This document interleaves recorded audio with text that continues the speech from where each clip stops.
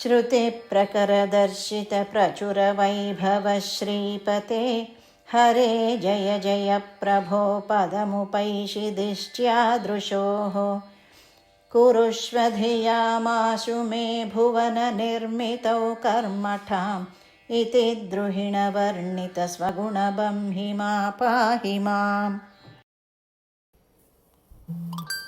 అలాగా ఆ పరమాత్మని దర్శనం చేసుకొని ఆయన ఎటువంటి వాడయ్యా అంటే వేదాలు అంటే శృతులు ఆయన వైభవాన్ని వర్ణన చేస్తూ ఉంటారట. అంటే ఆ వేదముల చేత వర్ణింపబడేటువంటి ఆ పరమాత్మ ఈయనకి అదృష్టవశాత్తు అది ఏం చెప్తున్నారు, దృష్ట్యాదృశో, అది ఆయన అదృశ్యవశాత్తు అంటే ఆయన అనుగ్రహం వల్ల.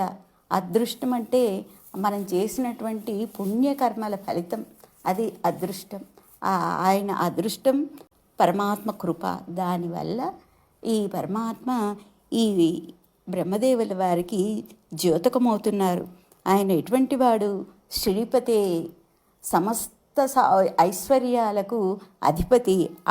అటువంటి ఆ ప్రభువు వేదముల చేత శృతుల చేత వర్ణింపబడేటువంటి వాడు స్వామి. హరే, సమస్త దురితములను హరించేటువంటి ఆ స్వామి, అటువంటి స్వామి ఆయనకి దర్శనమైనారట.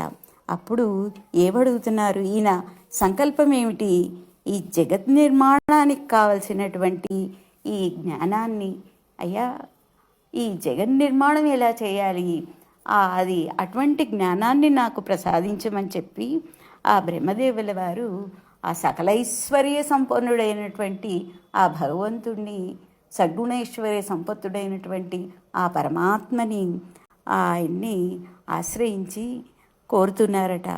స్వామి, ఆ బ్రహ్మదేవుడికే సకల నిధానమైనటువంటి వాడివి, నన్ను కూడా అలాగే కరుణించి రక్షించవయ్యా అని ప్రార్థన చేద్దాం.